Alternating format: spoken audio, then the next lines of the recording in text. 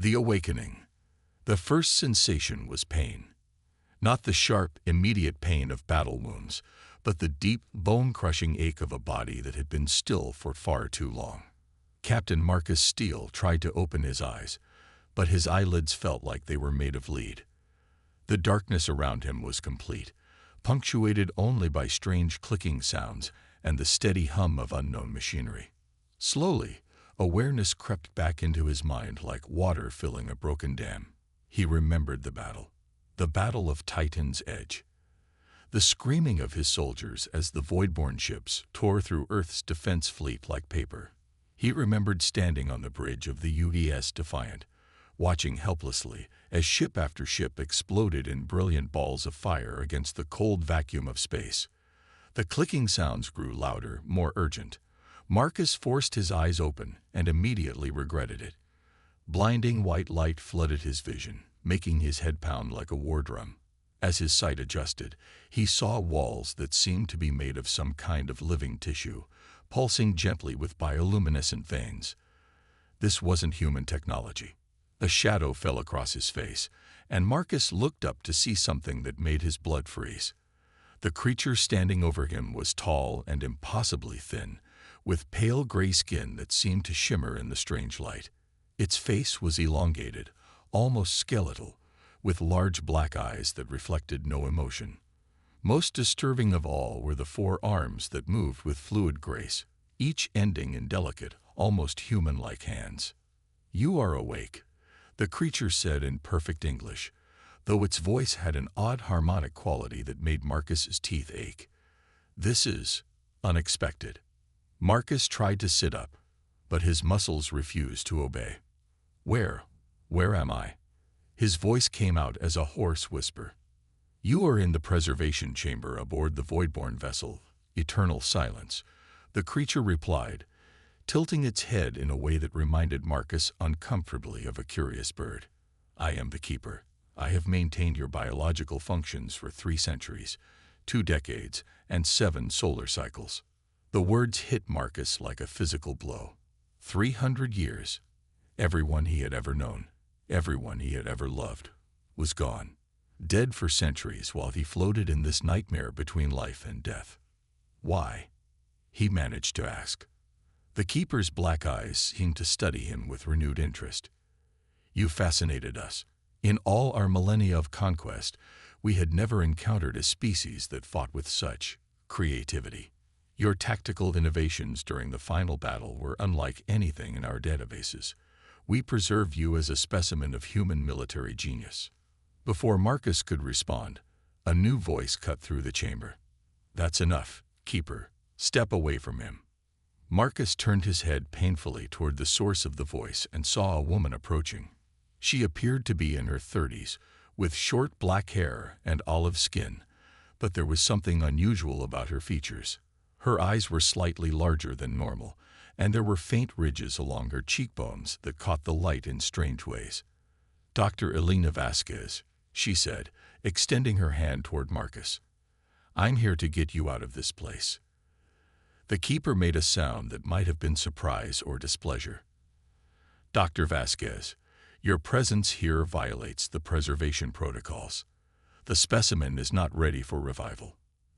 "The specimen has a name," Elena said sharply, "and he's not staying here any longer." She turned back to Marcus, her expression softening. "Captain Steele, I need you to trust me. Can you stand?" With Elena's help, Marcus managed to sit up, then slowly got to his feet. His legs felt like water, but they held his weight. As they made their way toward what he assumed was an exit, the Keeper followed them, its movements silent and predatory. "You do not understand what you are doing," the Keeper said. "The specimen contains knowledge that could be dangerous if misused. The Voidborn Council will not permit this." Elena stopped and turned to face the creature. When she spoke, her voice carried a strange harmonic quality similar to the Keeper's. "Tell the Council that the agreement has changed. The specimen is coming with me." Marcus noticed that Elena's eyes had shifted slightly, taking on an almost metallic sheen. The Keeper stepped back, apparently recognizing some kind of authority in her transformed appearance. They passed through corridors that seemed to pulse with their own life, past chambers filled with strange equipment and glowing pools of liquid. Marcus saw other preservation pods, but these were empty, their contents long since removed. Finally, they'd reached what appeared to be a docking bay where a small, sleek ship waited. "This is my ship, the Phoenix," Elena explained as they boarded. "It'll take us about 6 hours to reach Earth. That should give me time to explain what's happened." As the ship launched from the Voidborn vessel, Marcus got his first look at space in over 3 centuries. The stars were the same, but everything else had changed.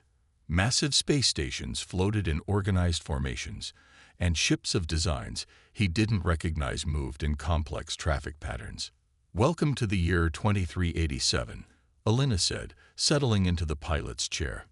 "A lot has changed since the Battle of Titan's Edge." Marcus slumped into a passenger seat, feeling overwhelmed. "Tell me everything." Elena was quiet for a moment, as if deciding where to begin. "After your capture, Earth's military collapsed within 6 months. The Voidborn didn't destroy us completely, though. They formed something called the Dominion Alliance with several other alien species. Humanity was given a choice: submit to alien rule and keep our planet, or face complete extermination. And we submitted," Marcus said bitterly. "Most did, but not all." Elena's voice carried a note of pride. "There have been resistance movements for 3 centuries, small at first, but growing stronger. My grandfather was one of the original rebels. He spent his life searching for you." Marcus looked at her more carefully. The unusual features, the way she had spoken to the Keeper, the metallic sheen in her eyes. "You're not fully human, are you?" Elena shook her head. "I'm what they call a hybrid, part human, part Voidborn. There are thousands of us now. We were created as part of a program to breed more compliant humans, but many of us have chosen a different path." The ship's communication system suddenly crackled to life. A gruff male voice filled the cabin. "Phoenix, this is Resistance Base Alpha. Dr. Vasquez, please confirm your status." Elena pressed a button on the control panel. "This is Phoenix. Package secured and en route. ETA 4 hours. Understood.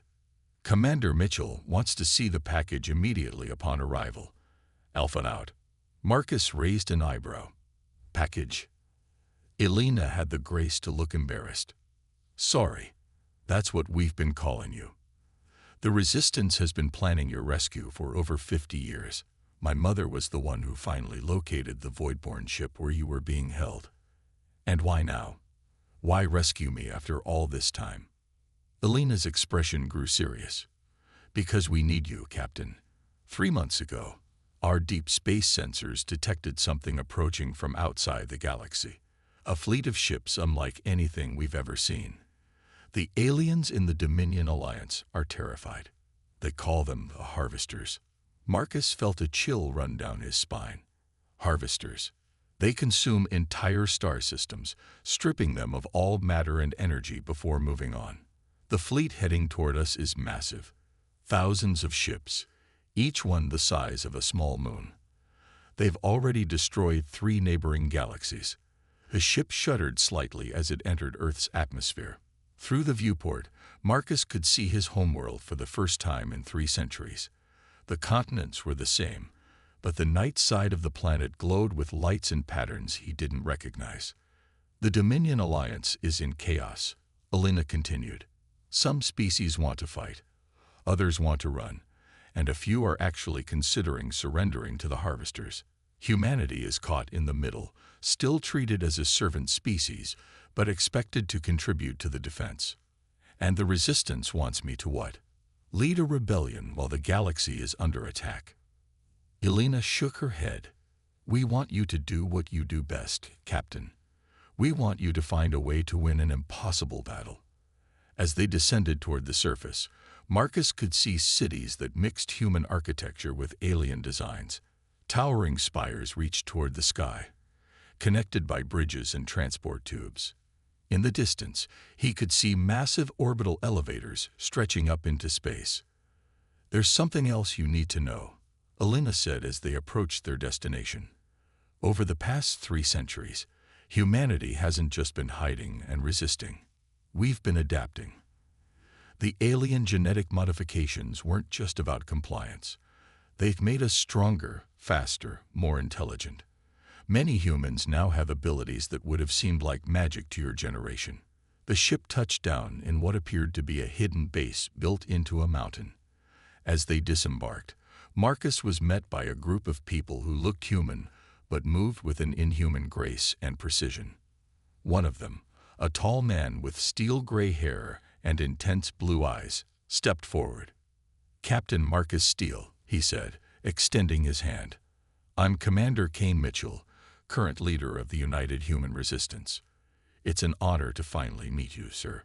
Marcus shook the man's hand, noting the incredible strength in his grip. "Commander, I understand you have a problem that requires my expertise." Kane's expression was grim. "Sir, we have multiple problems. The Harvester fleet will reach our galaxy in 18 months. The Dominion Alliance is fracturing under the pressure. And we've recently discovered that there are human fleets hidden throughout the galaxy that have been in deep sleep for centuries, waiting for a signal to awaken." "What kind of signal?" Kane smiled for the first time since Marcus had met him.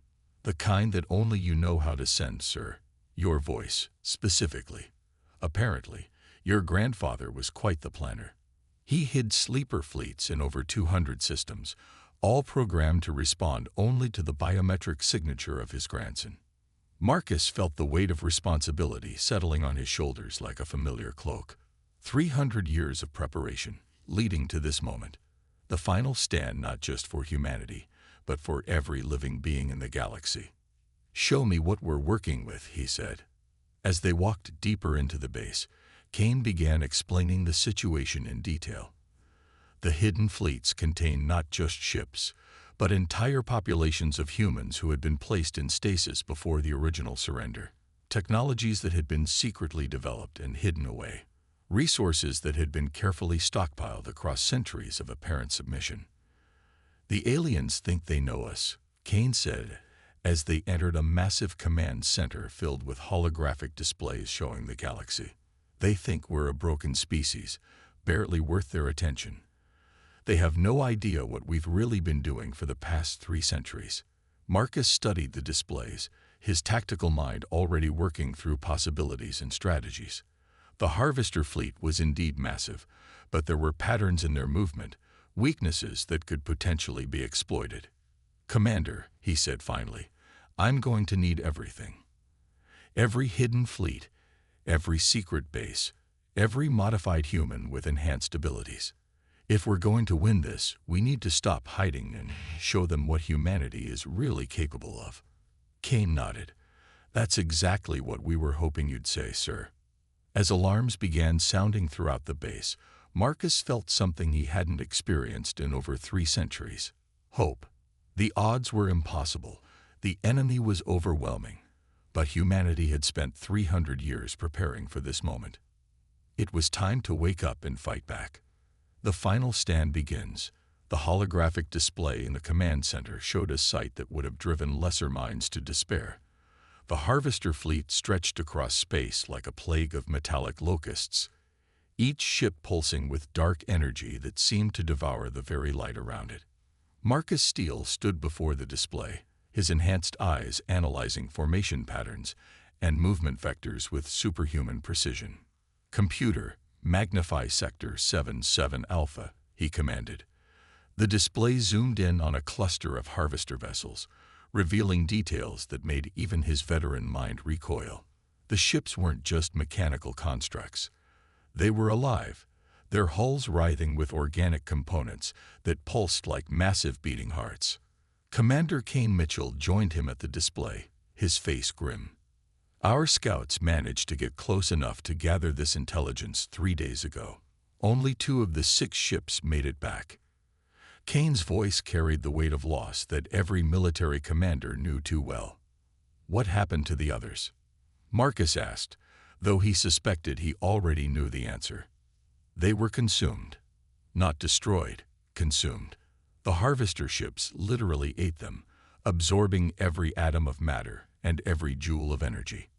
Our pilots didn't even have time to scream.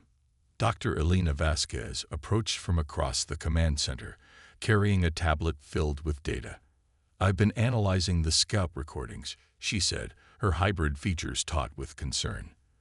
"The harvesters aren't just destroying civilizations for resources. They're learning from them.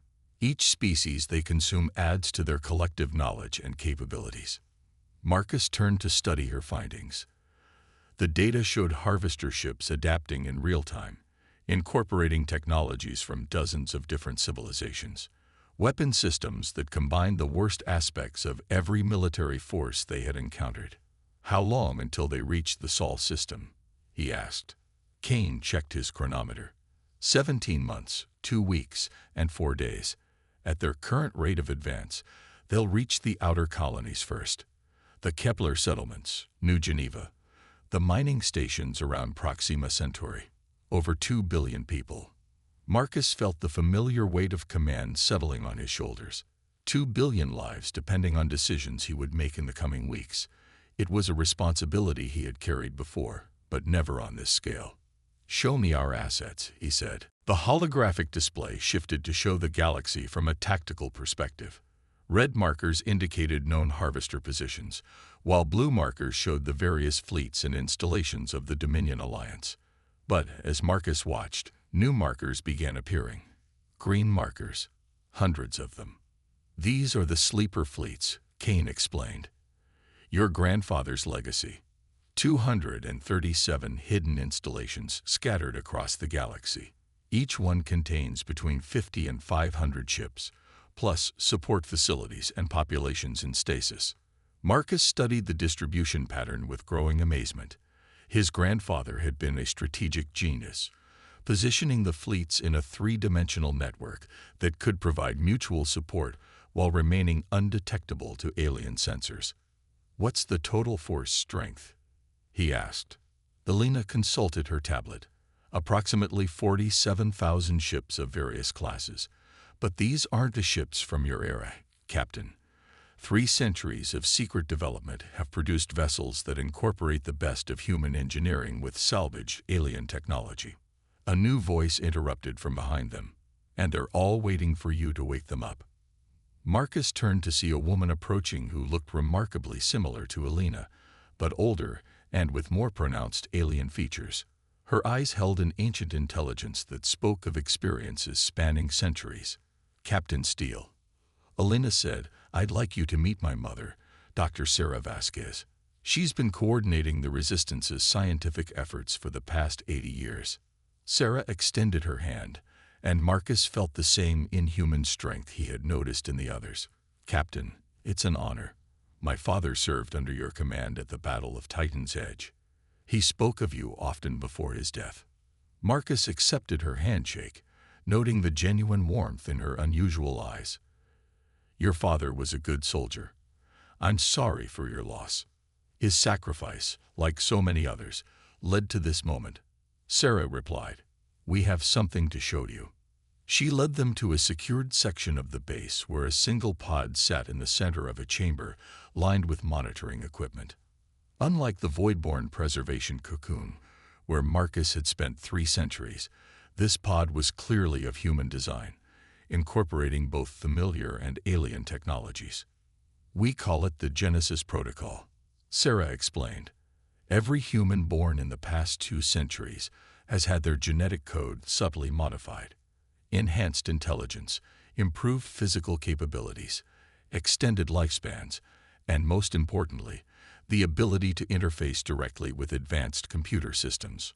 Marcus looked at the pod with growing understanding. "You want me to link directly with the Sleeper Fleet network?" Kane nodded. "It's the only way to wake them all simultaneously. The activation codes are tied to your biometric signature, but the network is too vast for normal communication methods. A direct neural interface is required." "What are the risks?"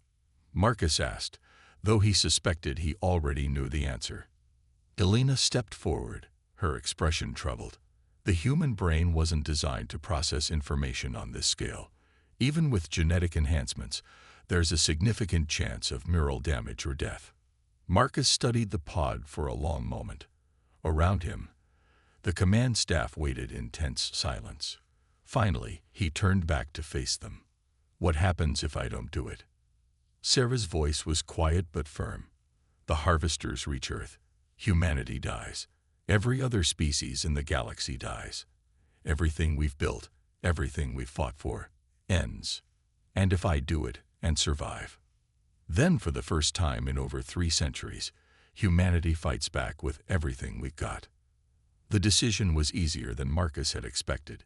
He had been trained his entire life to make impossible choices, to sacrifice everything for the greater good. This was simply the ultimate expression of that training. "How long will the interface process take?" he asked. Kane consulted with the technicians monitoring the pod. "Approximately 6 hours to establish full neural connection with all sleeper networks. Another 4 hours to transmit the activation codes and begin the awakening process." Marcus began removing his jacket. "Then we'd better get started. How long before the harvesters detect the fleet activations?" "Unknown," Elena admitted, "but probably not long. Once those ships begin powering up, they're going to light up every sensor array in the galaxy." As Marcus prepared to enter the pod, Sarah handed him a small device that looked like a combination of human and alien technology. "This is a direct communication link. Once you're connected to the network, you'll be able to speak directly to every ship captain, every colony commander, every resistance cell in the galaxy." Marcus took the device, feeling its weight both physical and symbolic. "Any advice on what to say?" Kane smiled grimly. "Tell them the truth, sir. Tell them it's time to stop hiding and start fighting." The pod sealed around Marcus with a soft hiss, and immediately he felt the neural interfaces beginning to connect with his brain. The sensation was indescribable, like having his consciousness expanded to encompass the entire galaxy. Information flowed through his mind in torrents: ship manifests, crew rosters, weapons specifications, strategic positions.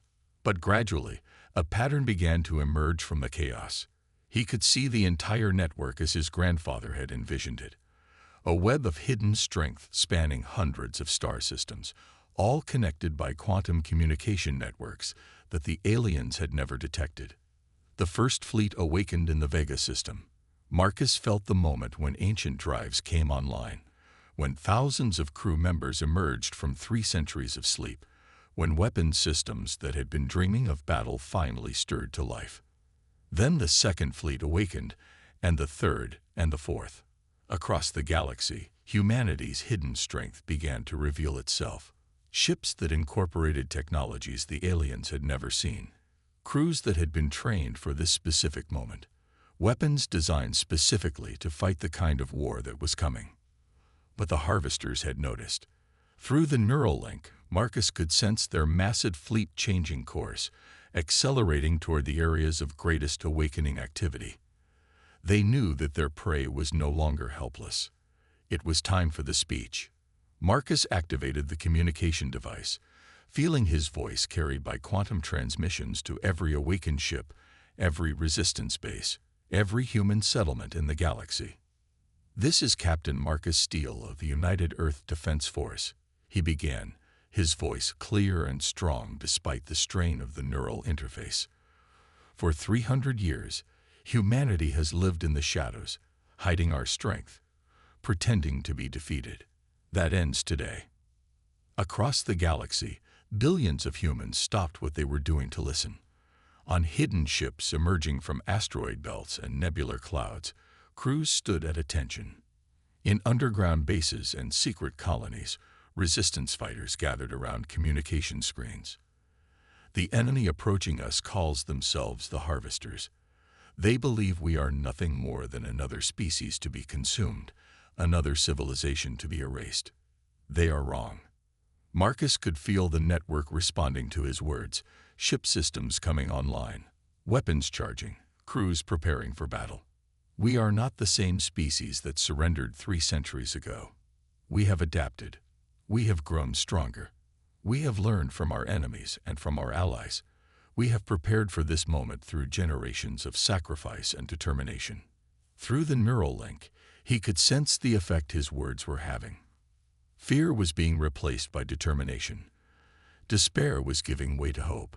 The scattered remnants of humanity were beginning to remember what they truly were. The harvesters have consumed 1,000 civilizations, but they have never faced humanity unleashed. They have never encountered a species that refuses to accept defeat. They have never fought an enemy that becomes stronger through adversity. Marcus paused, feeling the weight of history flowing through the network. Every human who had died in the original war, every resistance fighter who had sacrificed themselves over the centuries, every person who had lived their entire life in hiding, waiting for this moment. To every ship captain, every colony commander, every resistance cell leader listening to this transmission, it is time. Emerge from the shadows. Power up your weapons. Prepare your crews. Show the galaxy what humanity is truly capable of. The response was immediate and overwhelming. Across hundreds of star systems, hidden fleets began emerging from their concealment. Ships that had been sleeping for centuries roared to life with drives that bent space and time. Weapons systems that existed nowhere else in the galaxy began charging with energies that made nearby stars flicker. This is Admiral Chen of the Pacific Fleet, awakening after 287 years. All ships reporting ready for combat operations. This is Colonel Martinez of the Europa Defense Force. 63 ships powering up and standing by for orders. This is Commander Thompson of the Deep Space Reconnaissance Division. We have been watching the enemy approach. We are ready to show them what humans do to uninvited guests. The reports flooded in through the neural network. Fleet after fleet, system after system. Humanity's hidden strength revealing itself like a flower blooming in fast motion. But Marcus could also sense the harvester response. Their massive fleet was accelerating, realizing that their prey had suddenly become a predator. The race was on. All fleets, this is Captain Steele. He transmitted. Primary objectives are as follows. Evacuate all civilian populations to predetermined safe zones. Form defensive formations around critical systems. Prepare for mobile operations against superior numbers. Through the neural link, he began coordinating the largest military operation in human history. Ships that had never worked together began forming combined task forces. Colonies that had been isolated for centuries started sharing resources and intelligence. For the first time since the original surrender, humanity was united. "Sir," Kane's voice came through the pod's communication system. "We're detecting harvester scout ships in 17 different systems. They're beginning their approach." Marcus smiled grimly. The enemy was coming, but they would find humanity very different from what they expected. 3 centuries of hidden preparation were about to be unleashed upon an unsuspecting galaxy. "All fleets, final transmission," Marcus said. "The enemy believes they are facing a broken species. Let us show them their mistake. For Earth, for humanity, for every world that refuses to surrender to the darkness." The response that came back through the neural network was not words, but pure human determination made manifest. 47,000 ships, crewed by the descendants of Earth's finest, powered by technologies that bridged the gap between science and art, armed with weapons that had been dreaming of this battle for 3 centuries. The harvesters were coming, but humanity was ready. The final stand had begun, and this time, the outcome would be very different.